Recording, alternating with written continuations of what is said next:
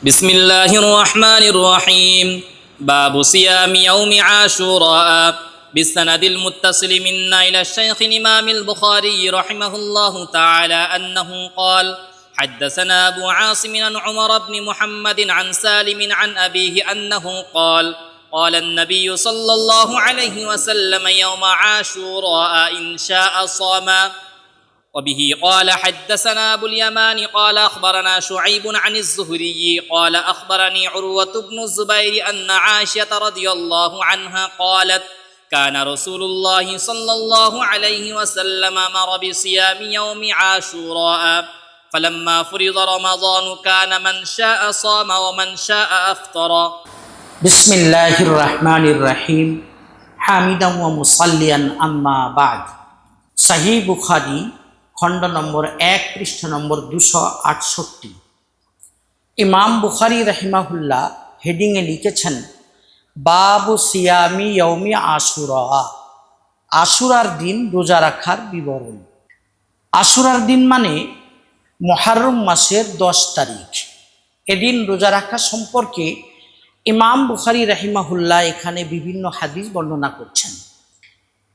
তিনি সর্বপ্রথম নিজের সনদ মিলিয়ে আব্দুল্লাহ ইবনে উমর রাদিয়াল্লাহু তাআলা আনহুমা থেকে হাদিস বর্ণনা করেছেন। তিনি বলেছেন রাসূলুল্লাহ সাল্লাল্লাহু আলাইহি ওয়াসাল্লাম আশুরার দিন বলেছিলেন, যদি কেউ চায় তো এদিন রোজা রাখতে পারে। এটা সহিহ বুখারীর হাদিস নম্বর 2000। তারপর ইমাম বুখারী রাহিমাহুল্লাহ নিজের সনদ মিলিয়ে সহিহ বুখারীর হাদিস নম্বর 2001 বর্ণনা করেছেন। আম্মাজান আয়েশা রাদিয়াল্লাহু তাআলা আনহা বলেছেন, প্রথমে রাসূলুল্লাহ সাল্লাল্লাহু আলাইহি ওয়াসাল্লাম আশুরার দিন রোজা রাখার জরুরি নির্দেশ দিয়েছিলেন। তারপর যখন রমজানের রোজা ফরজ হয়ে গেল তখন তিনি বললেন, মান শাআ সামা ওয়া মান শাআ আফতারা, কেউ যদি চায় তো রোজা রাখতে পারে, আর যদি না চায় তো রোজা না রাখতে পারে। এটা সহিহ বুখারীর হাদিস নম্বর 2001। এই হাদিস দুটি দ্বারা বোঝা গেল আশুরার দিন রোজা রাখা ইসলামের প্রথম যুগে ফরজ ছিল। পরবর্তীতে এ ফরজটি ক্যান্সেল করা হয়েছিল। অতএব এখন আশুরার দিন রোজা রাখা জরুরি নয়, সুন্নাত। সুন্নত বলতে সুন্নতে গায়ের মুআক্কাদা। যদি কেউ রাখে সওয়াব পাবে, ফজিলত পাবে, যদি না রাখে গুনাহ হবে না। কি ফজিলত, আশুরার দিন রোজা রাখলে কি ফজিলত, এ সম্পর্কে সহিহ মুসলিমে তোমরা একটা হাদিস পড়বে। সহিহ মুসলিমের হাদিস নম্বর 2636।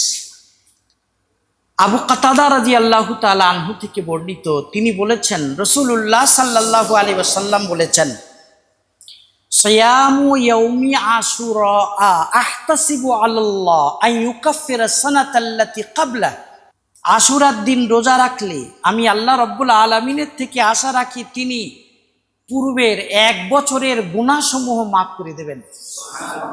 কত বড় ফজিলত! আল্লাহ রাব্বুল আলামিন আমাদেরকে আমল করার তৌফিক দান করুন। তবে প্রশ্ন হলো কটা রোজা রাখতে হবে? এ সম্পর্কে খুব সংক্ষিপ্ত কথা।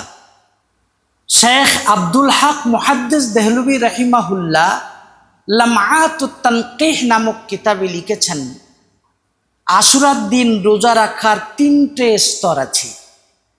জায়েজ মানে বৈধ, নম্বর 2 উত্তম, নম্বর 3 অতি উত্তম। জায়েজ হলো একটা রোজা রাখা, শুধু আশুরার দিন মুহররম মাসের 10 তারিখে শুধুমাত্র একটা রোজা রাখা জায়েজ। জায়েজ মানে বৈধ, কিন্তু এটা অনুত্তম।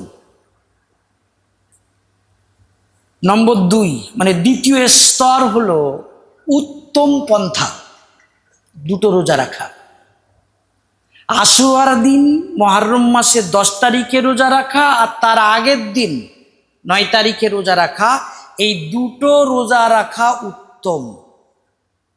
এখানে মনে রাখা দরকার, যদি কেউ আশুরার আগের দিন 9 তারিখে রোজা না রাখতে পারে, তাহলে আশুরার পরের দিন অর্থাৎ 11 তারিখে রোজা রেখে নিয়ে 2টো রোজা রাখতে পারে। তবে অতি উত্তম হলো 3টে রোজা রাখা। মুহররম মাসের 10 তারিখ মানে আশুরার দিন, আর তার আগের দিন 9 তারিখে, আর 10 তারিখের পরের দিন অর্থাৎ 11 তারিখে মোট 3টে রোজা রাখা, অর্থাৎ 9, 10, 11 3টে রোজা রাখা অতি উত্তম। শেখ আব্দুল হক মুহাদ্দিস দেহলভী রাহিমাহুল্লাহ লামাআতুত তানকিহ কিতাবে এই ফতোয়া লিখেছেন, এবং এই ফতোয়ার প্রত্যেকটি অংশ তিনি হাদিস দলিল দ্বারা প্রমাণ করেছেন। এটাই হচ্ছে আমাদের ফতোয়া। আশুরার দিন সম্পর্কে আর একটা কথা, তোমরা গত বছর মিশকাত শরীফে 170 নম্বর পৃষ্ঠায় পড়েছ, মিশকাতুল মাসাবিহের 1926 নম্বর হাদিস। সাইয়্যিদুনা আব্দুল্লাহ ইবনে মাসউদ রাদিয়াল্লাহু তাআলা আনহু থেকে বর্ণিত, তিনি বলেছেন রাসূলুল্লাহ সাল্লাল্লাহু আলাইহি ওয়াসাল্লাম বলেছেন, মান ওয়াসসা আলা ইয়ালিহি ফিন নাফাকতি ইয়াউমা আশুরা ওয়াসসা আল্লাহু আলাইহি সাইর সানাতিহি, যে ব্যক্তি আশুরার দিন নিজের পরিবার বর্গের উপরে দারাজ হস্তে খরচ করবে, আল্লাহ রাব্বুল আলামিন তাকে বছরের অবশিষ্ট দিনগুলিতে প্রশস্ততা দান করবেন। মিশকাত শরীফে 170 নম্বর পৃষ্ঠায় তোমরা এই হাদিস পড়েছ, আর হাদিসের শেষে এও লেখা আছে, ইমাম সুফিয়ান সাউরি রাহিমাহুল্লাহ বলেছেন, ইন্না জাররাবনাহু ফাওয়াজাদনাহু কাযালিকা, আমরা এটা পরীক্ষা করে দেখেছি, একদম সত্য। তার মানে সুফিয়ান সাউরি রাহিমাহুল্লাহ বলছেন, আমরা আশুরার দিন পরিবার বর্গের উপর যথাসাধ্য দারাজ হস্তে খরচ করেছি, তো আল্লাহ রাব্বুল আলামিন গোটা বছর বরকত দিয়েছেন। এটা আমাদের দেখা পরীক্ষিত আমল। আল্লাহ তাআলা আমাদেরকেও আমল করার তৌফিক দান করুন। সার কথা, ইয়াউমে আশুরা সম্পর্কে মানে আশুরার দিন সম্পর্কে শুধুমাত্র 2টো জিনিস প্রমাণিত।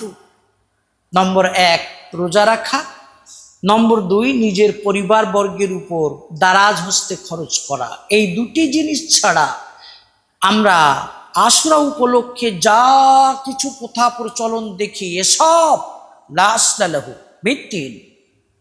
আল্লাহ রাব্বুল আলামিন আমাদেরকে কোরআন সুন্নাহর আলোকে জীবন গড়ার তৌফিক দান করুন।